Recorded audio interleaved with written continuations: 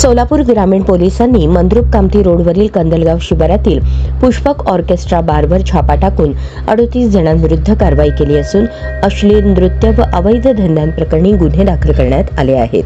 ही कारवाई मंगळवारी पहाटे 12:30च्या दरम्यान झाली।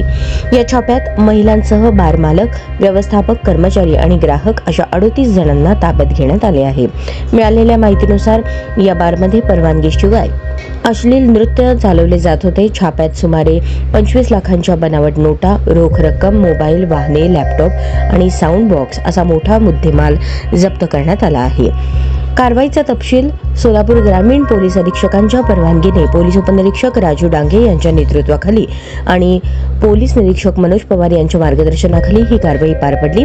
माहिती मिळताच पोलिसांनी 55 साक्षीदारांसह बारवरती छापा टाकला असता महिला अश्लील हावभाव करत स्टेजवर नाचताना आढळल्या आणि ग्राहक नकली नोटा उधळून मजा घेत होते।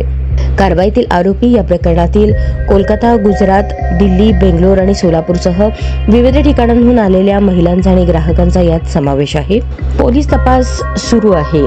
पोलीस उपनिरीक्षक राजू डांगे यांच्याकडे हा तपास सोपवण्यात आला आहे। जप्त रोख व बनावट नोटांचा स्रोत, महिलांचे नेटवर्क, आर्थिक व्यवहार आणि परवाना धारकतेचा तपास सुरू आहे।